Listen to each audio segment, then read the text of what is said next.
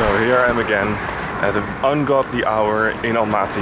I'm walking to the international bus station to catch a bus into China. However, I made a mistake with my schedule. I'm going to take a bus to Yinin because it leaves an hour earlier. It's 6 a.m. now. If I'm lucky, I'll be able to make the high-speed train to Urumqi in Yinin. However, if I'm not lucky, I'll miss that one and I won't arrive in Urumqi until the day after in the morning. It will be like a 12-hour bus journey and then another 5-hour train journey with the high-speed train, or like 10 or 11 hours if I take the slow train.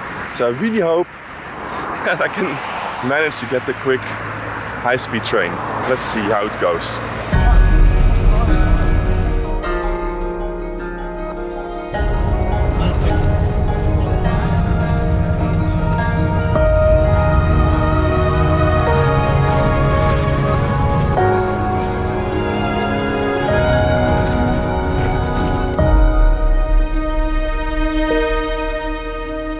Good morning from Urumqi, Xinjiang in China. This is the region of the Uyghurs. Realistically, I'm not going to see much of this place. And the reason for that is that I arrived in Yinning yesterday, which is one of the bigger cities in the west of China, also in Xinjiang. But because I missed the train that I wanted to take, I had to take a night train. The tickets were sold out, so I got a standing ticket. Now on the bright side, this means that I've had a really local experience. This train journey was 9 hours, of which a little bit more than 6 hours just standing in a crazy busy train. Now you can imagine that I'm completely wrecked. I just went to a hotel for a few hours, but then I had to check out already. So I'm just gonna chill, honestly. I didn't film because I was so dead, but I talked to many people on the train and I was like a major point of attraction. Everyone was really interested in me. They had never seen a foreigner, especially not in the standing department of the train that takes 9 hours. And so a lot of people started talking to me through their apps. I talked to Kazakh people, Uyghur people, also Han Chinese people who all live here in Xinjiang. That made the journey a little bit more bearable, but only a little bit. It was pretty tough having to go through the night standing on the Chinese train. Now, as you can see, there's a lot of Islamic architecture in this city, and actually not just this city, also in Yinin, where I was yesterday. And there's a lot of ethnic minorities actually in this region. Some of them, including the Uyghurs and the Kazakhs, are Muslims. You can see that influence in the architecture, but also in the food. It's also very noticeable is people really look different. You can definitely see who's Han Chinese and who's not.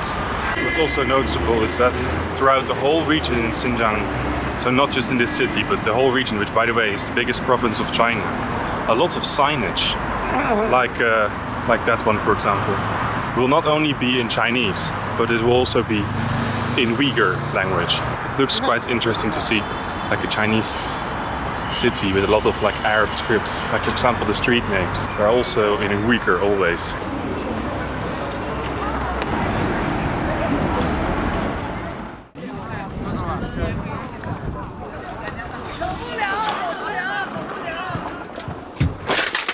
It's really cold.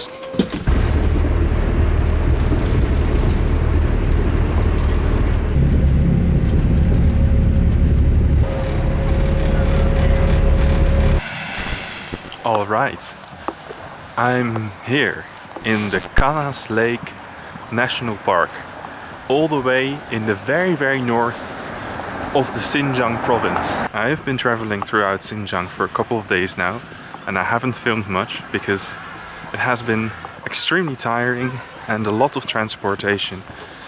And hi!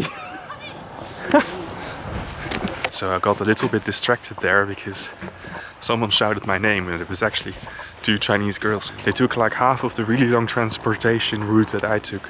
So they arrived on the same night train. We both were in the same bus for many hours, so we talked. And one of them actually speaks very good English. It's the first person I meet who speaks very good English here. So we talked, and then we said goodbye, and then I was just starting my vlog here. And then they spotted me and they were eating, and they invited me for lunch. So they were very nice. Anyways, let me continue the story. I'm here at the Lake Kanas National Park, which is already really beautiful. The ride here was also really beautiful. And I haven't seen the best part yet, which is the lake, Lake Canas. I'm staying in this really cute wooden hut that's really nice and warm because it's quite cold here because we're up in the mountains. I'm well rested now. I've put some layers on. I'm ready to explore this place. Oh, this is very cute. Look at all those cows. They're just chilling. Are they gonna let me through though? They're so incredibly cute. Oh my god. How are you doing, Mr. Moo?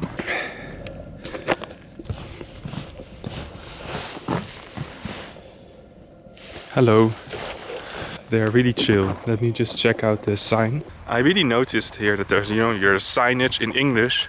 There's like buses going around. The way it's organized, also the way it's priced. It's pretty pricey here, everything. Also getting in here. It kind of feels like Disneyland, except for that the destination in Disneyland is some cool rides. But here it's the beautiful nature. We're here in the Altai Mountains, relatively near to the border with Mongolia and Russia and Kazakhstan, and I will be going back into Kazakhstan around here. But first of all, I'm gonna explore this place. This is supposed to be one of the most beautiful places in China and Xinjiang. Honestly, this nature here is phenomenal.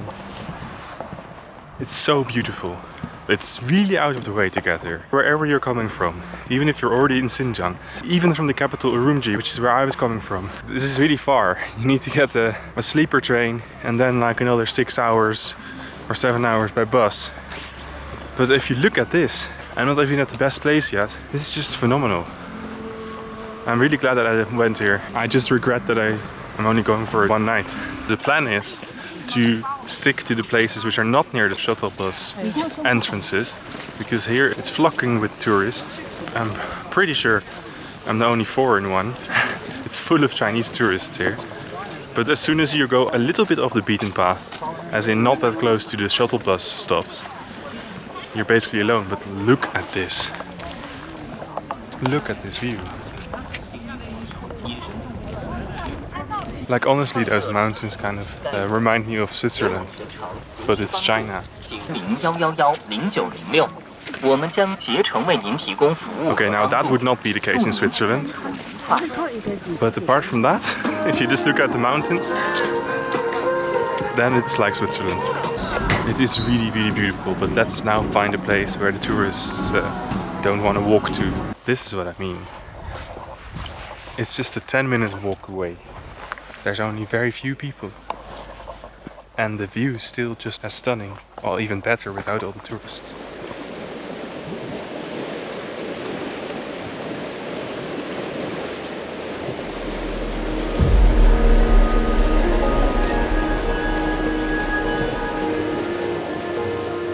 Wow, this is honestly so beautiful.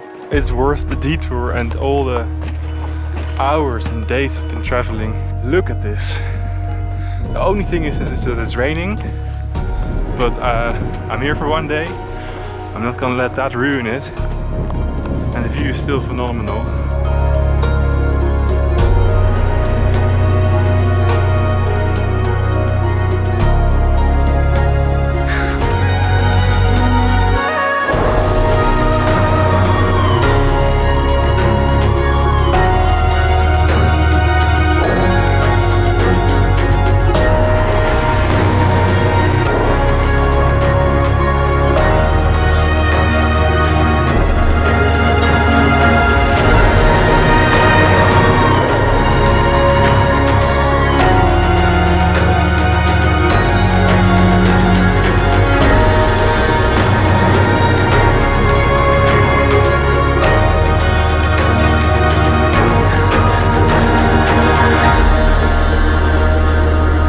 Unfortunately, the weather got worse, so there's not much to see anymore. I wanted to go to the pagoda that I saw from down by the lake, but I don't think there's anything visible. No sightseeing for me anymore. It's even snowing now. I'm going back to catch a bus to my next destination, which is Vili.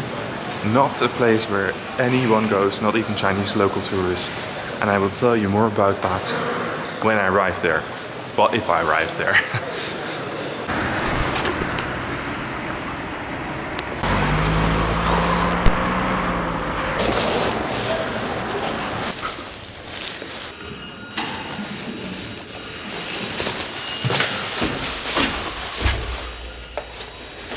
6 floors, but no guests.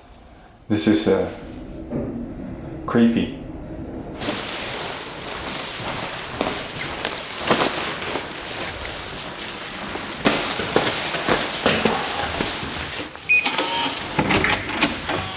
It's actually not a room, it's actually a suite. This is what you can get if you go to Yeminei or Jiminai. It is in the middle of nowhere. It is in a creepy town. It's really hard to get here. But you do get a suite for a very low price. Let's see, what can we watch on this TV? Probably some Chinese channels. I can even pick what Chinese show I want to watch. Look at that. Anyways, next to that room, the chill room, I have a bedroom with somehow balloons on the ceiling. But anyway, it's a huge bedroom. If you go through all the hassle to go to Jiminai, you can get this room, a whole suite, for only what I paid, 20 euros. That's really cheap. Now, there's nothing else to do here, so I would only suggest this if you're gonna do the same as me, which is trying to cross the border into Kazakhstan at this border crossing, which is very uncommonly used. There's a forum on the internet where I found a Frenchman who did it this year, and he said that the guards said that he was the first foreigner to cross there. So I'm probably going to be the second foreigner. He wrote about going from Kazakhstan to China. But I've not seen anyone write anything about going from China, where I am now, to Kazakhstan. So hopefully it's possible. Or I'll be stuck here or stuck in Kazakhstan, which is not great, but we'll see how it goes.